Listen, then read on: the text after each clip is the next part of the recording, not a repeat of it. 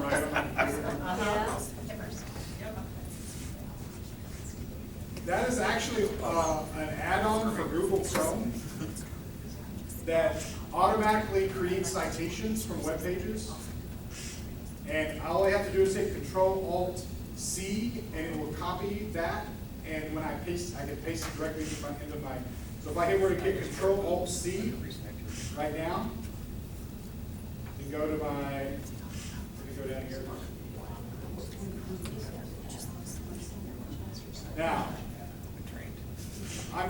I use shortcuts, so I'm gonna try to use the mouse for you, so that I was at the other, I went to an Economist article, and I'm gonna so now I should be able to F2 this. Supposedly, that's what that little shortcut thinks is a citation, and it's probably pretty close, because usually Economist articles don't have authors. But I'm not sure why it says Shane first, not sure. But that was it, I F2'd. I can F2 again, it'll do the same thing. Control Z, so that's like a way of doing the auto sourcing. That's one of the things I just figured out like 2 days ago that I figured it would do. And it's an extension to Google Chrome. Pulled up a JPEG of a Weird Al tweet. Yeah, I just had it too. and that's what OCR found. It seems to do really decently with the larger text. Smaller text, like a reply, retweeted, favorite, it says Remy, Relweeted, and Rayon. Well, Remy retweeted, right? Right. Ah, that's close. Relweeted. But it got his primary text. Okay. So it does take a picture. So it will just take a picture. Yeah, Basically, you can recognize even a. Yeah. Now all of our memes can be archived. Exactly. But That's how they're going to put them on the files now. That's how you It only seems to be able to You know, handle large those clever text. cover pages they always have for the documents, or what? Do your kids name things inappropriate names? No. Never. It's I like, wonder if I need this picture larger. That's just, they love it because it pops up the name of it on every computer whenever there's an updated Dropbox. And so for a while, their favorite thing was to call each other names, but they just changed the names of their files to calling each other names. So like Josh is annoying, and then that would pop up on everybody's screen. But anyway, if you're interested, and I have a place where later on I'll tell you where to find the SiteMaker, I think is what it's called, on Google Chrome. It's pretty cool. It's really close. It may not get every one of them exactly right, but it's pretty close, and it saves. Do your kids hate figuring out how to cite things? It's like MLA citation, or BibMe or whatever. It's really close to being the right thing now. I wouldn't do it for an English class. If I were going to write a paper and it mattered, or my citation really mattered for a grade, then I would probably double check it. But for a debate round, if it's got everything, at least it doesn't have to necessarily be in the right order as long as it's all there. how do I get a source of walls? No, it doesn't have source codes. But I think that, I just don't know if, I think it's only going to do so much.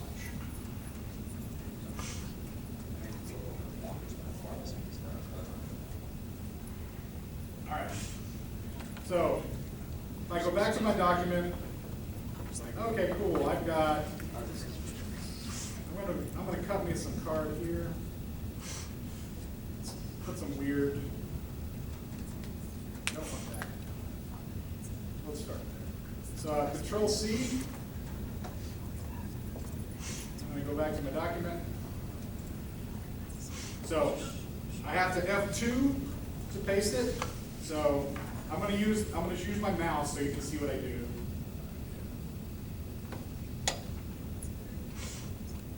So now it just pasted in unformatted text. So I'm going to select it again, and I'm going to choose my condense.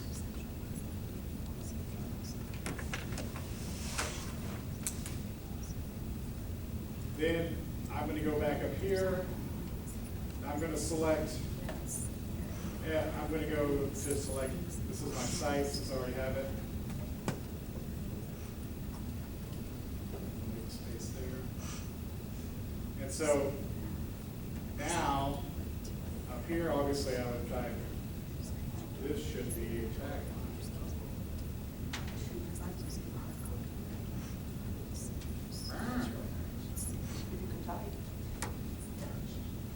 And I'm not gonna move away from it, I'm just gonna hit F7. And it becomes a tagline. You'll notice that if I hit F12, or I hit Control Z, it disappears from the document map. Watch the document map on the left side of the screen when I hit F7. It shows up in the document map. And so now I have a tagline, I have a source, I have some card text, and now I don't care about my pockets and all that stuff yet. I'm just worried about the card itself. I cited it, so now I want to underline, and I'm going to use the auto underlining feature. And it gives me a warning. It says you've turned on this feature, so be careful. So now I'm just going to select some text.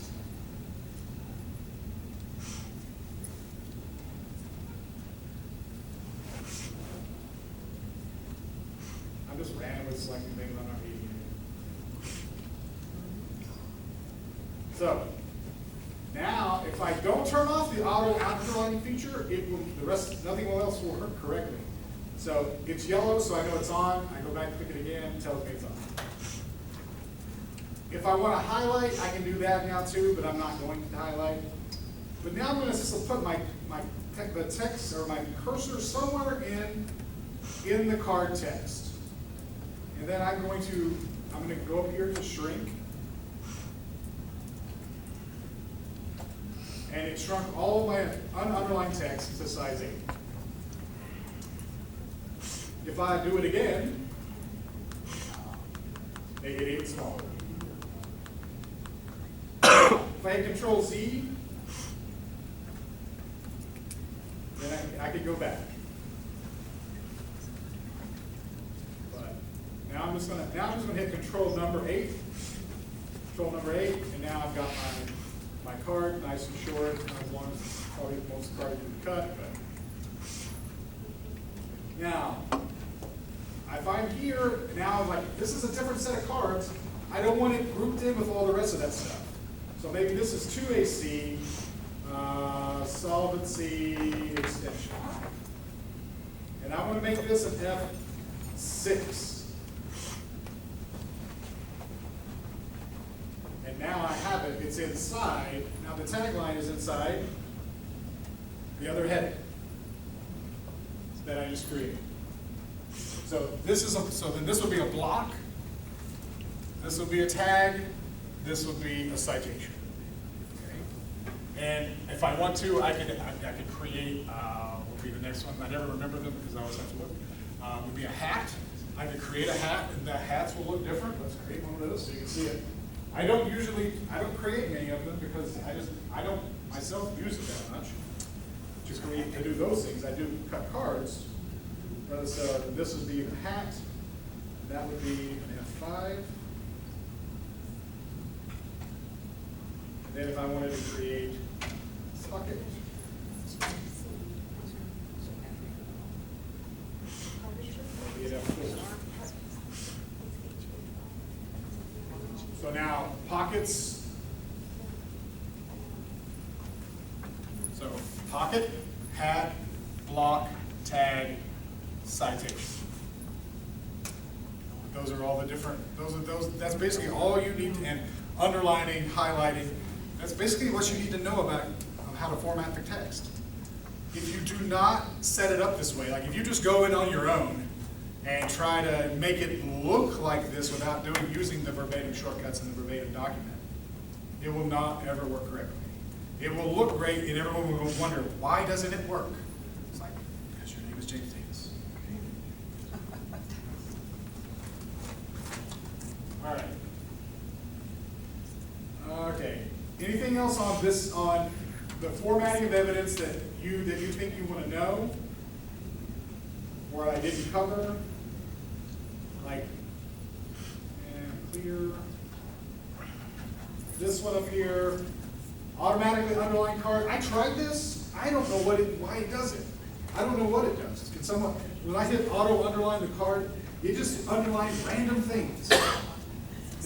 From what I understand, the new one is supposed to have something that, depending on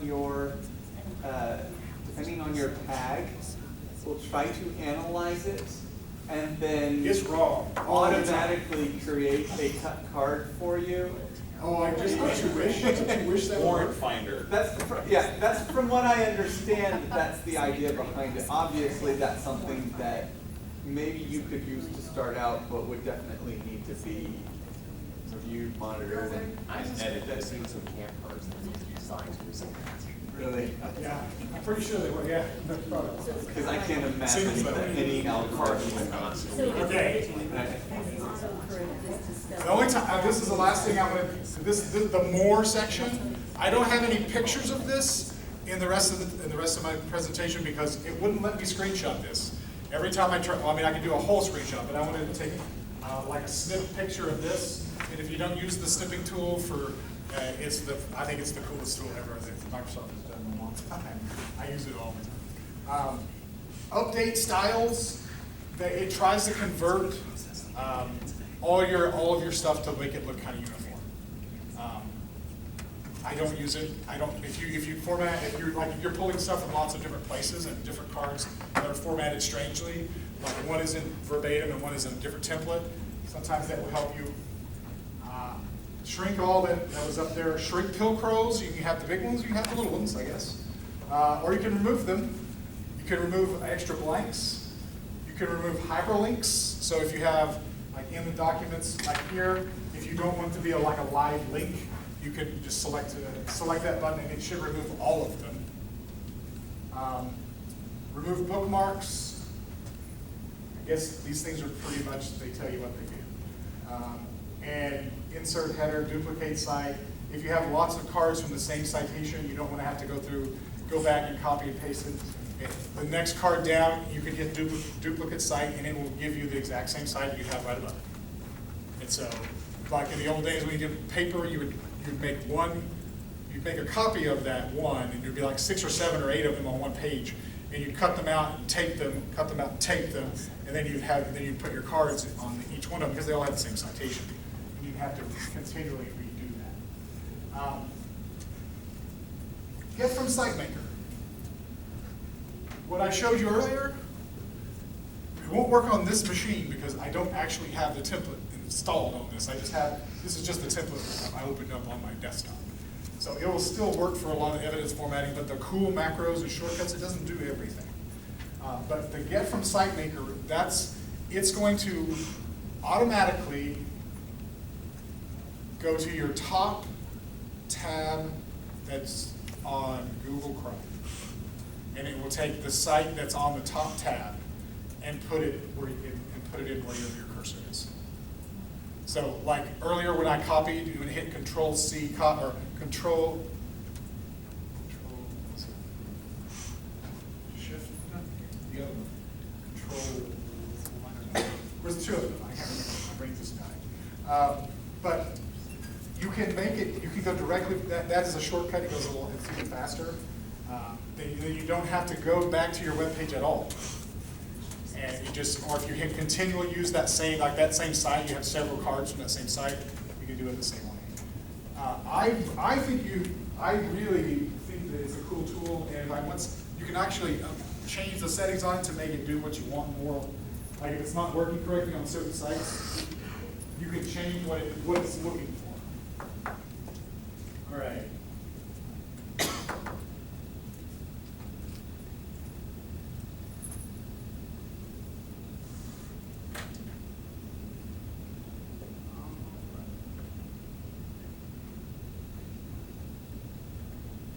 Okay. In the debate round. We don't, and I'm going to give everyone a copy of this.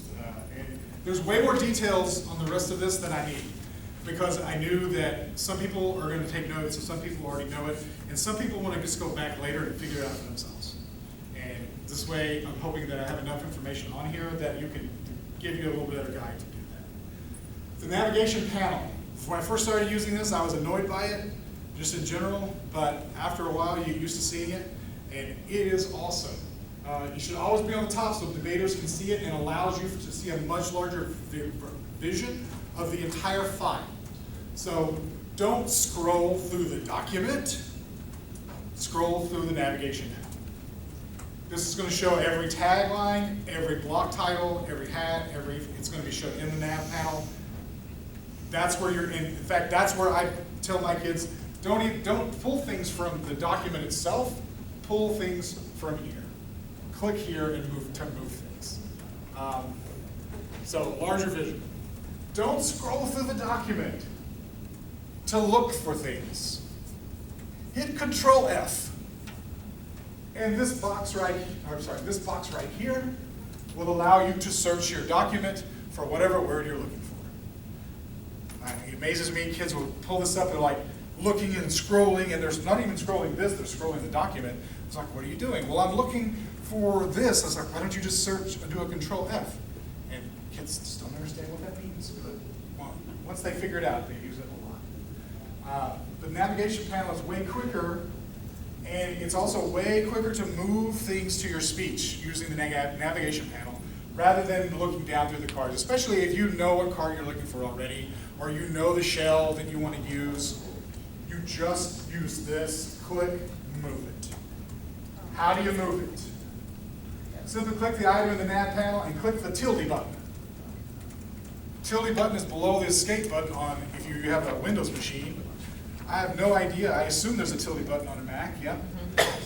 I don't know if it actually works the same. If someone has that installed and wanted to try it, you should do that. Hopefully it does. The tilde does work, good. If you don't like the tilde, it took me 5 minutes to explain to one kid what a tilde was and where it was. I kept telling him it's below the escape. It's below escape. He didn't understand why. He didn't, I don't know what he was trying to do. I think he wanted to escape. He was trying to get out. This button, this right here, this little arrow, and the tilde do the exact same thing. The arrow moves it to your speech. Tilde moves it to your speech. If you do not have a speech open, it says green. If no speech document has been created, it will prompt you to create one now. You should use settings to select the auto save location to save you time. So that as soon as you type in, as soon as I hit the tilde, if no document speech is open, that speech will open, and it will ask me to call it whatever I want to call it. And the format, I'll tell you in a minute how it's saved.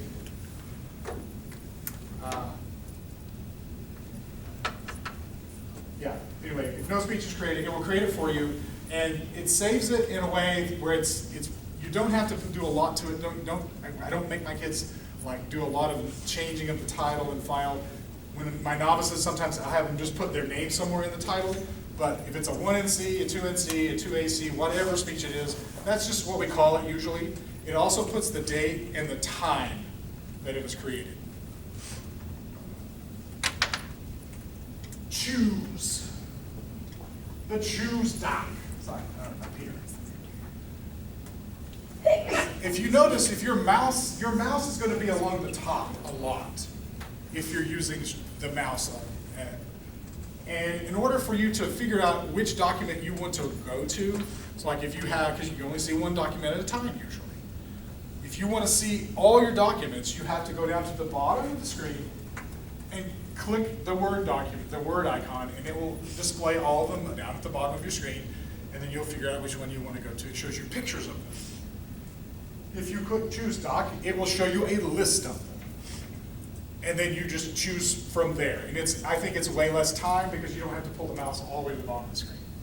So it is at the top. And the search box, I talked about that already, so I won't cover that very much. But I think that was really cool. That was one of those aha, ooh, cool, I really like that. There's Steve Wood, what do you know? What is yours? Oh, there's your problem. And so the 1NC, for instance, it'll save it into something kind of like this. This speech button does the same thing. If you want to create a new speech doc, if you don't hit the tilde and you don't hit the little send speech arrow, but you just want to create your speech before you do that, you can just go to the create speech document and you can choose what you want to call it. 1NC, the word speech must be in the speech document. The word speech must be in the title. If it is not, the program will not send things to your speech. That's how it knows where to send things. You can have 30 Word documents open, one speech document, and you can, anywhere you want to, and you can be on any document, hit the tilde, and it's going to the same place every single time, no matter what document you're coming from. You don't even have to go look to make sure it's there. Now, at first you will, because you're like, oh, I didn't really do it. I don't know really. Because after a bit, you just grow to expect that it will work, because it does. Then it'll stop working. You may have to reinstall it. Happens. But it'll also it'll call it the word speech, the date, and the time roughly. The word speech, we got it. There we go. New. Probably figured that out. It just opens a new blank document. But it's a verbatim. It's one that is a debate document already. Co-author, don't use it. Not sure really what it does. I haven't found necessary to try and figure it out. From the description on it, it just says something about co-authoring. Yeah, I don't know. If you want to figure it out, awesome, tell me, I'll learn from you. But USB, very important.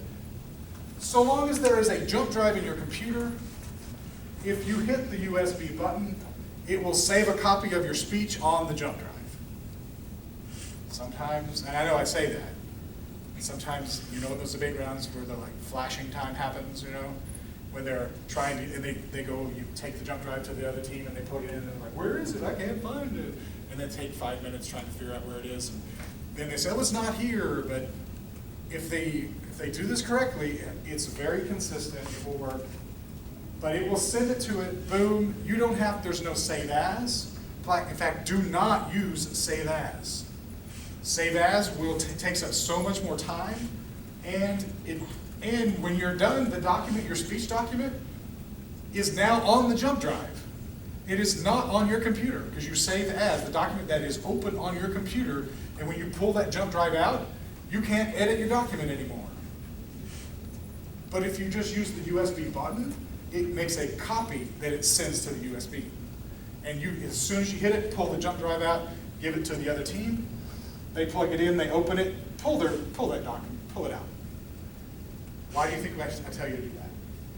Like, your kid takes them to the other team, gives them the document, they plug it in, they bring it up to make sure it's there, then you take your USB back. They cannot make changes or edit that document because the original is on your jump drive. Just like if you just hit save as, you couldn't make changes without the jump drive. They can't make changes either. And unless they might be able to copy and paste it to another document if they wanted to save it forever or whatever. Also keeps them from making an entire copy of your old jump drive if you don't have a blank. It's not blank, by the way. Don't use evidence. Don't let your kids use your entire school file on the jump drive, because there are a lot of unethical people who will just make a full copy of it. So it's not a good idea. So all of our kids have to have blank ones. They need to be blank at the beginning of every term.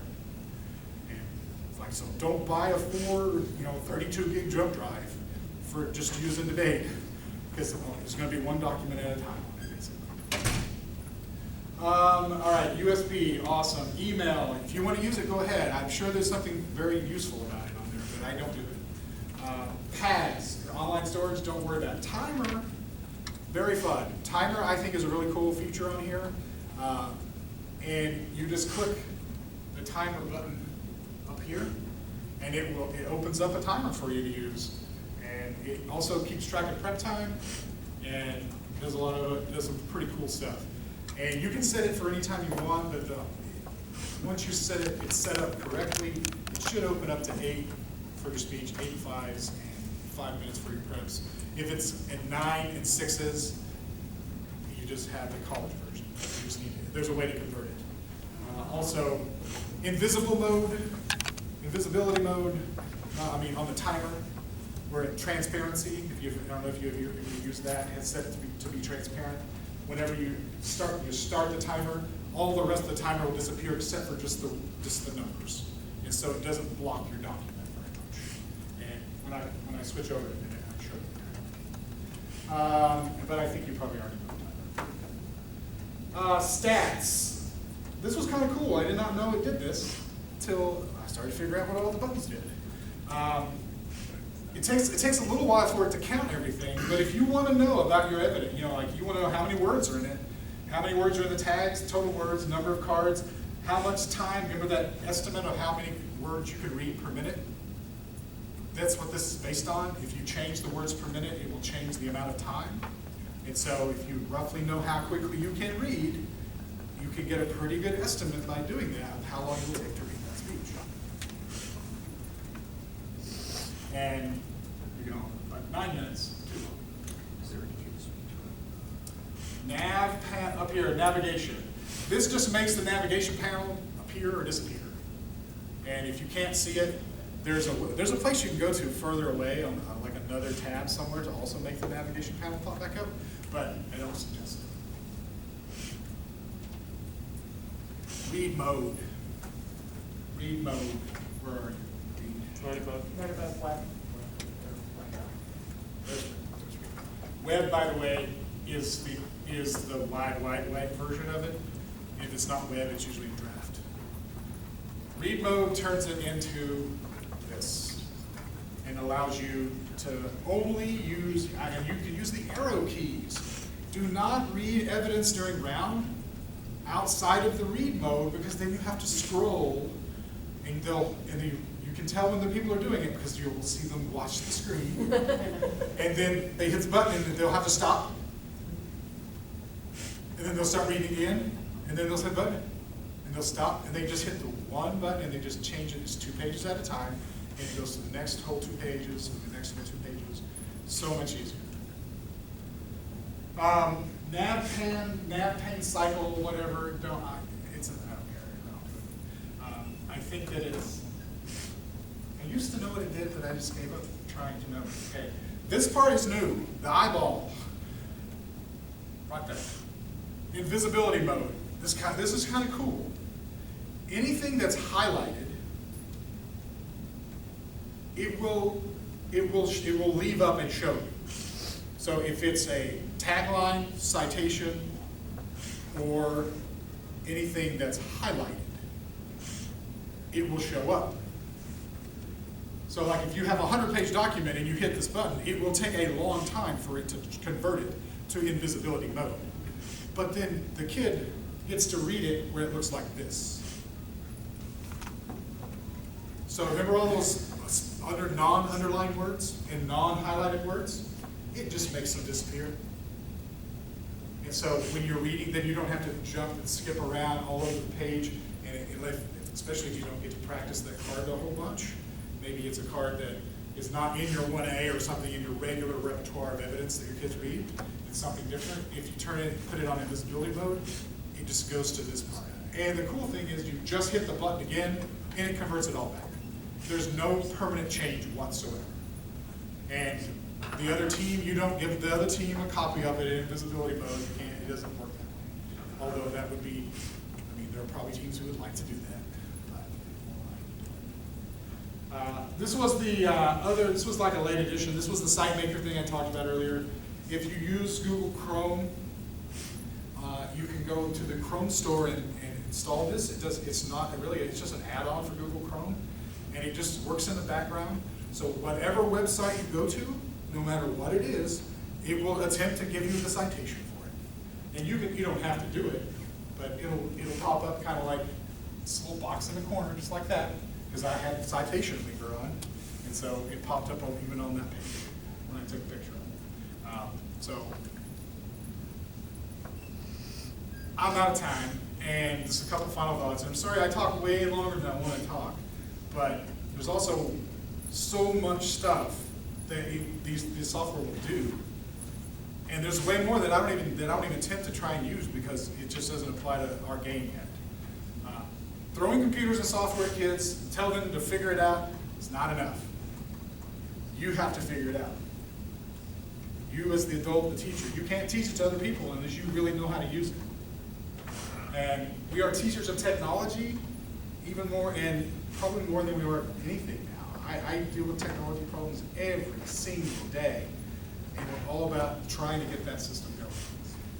There's my email. I'm going to post this where you can find it. I'll post it on the KSEA page, a link to this, probably on my Dropbox. So you can just download it from my Dropbox. Contact me if you have any questions or interested in getting more information, possibly arranging a time.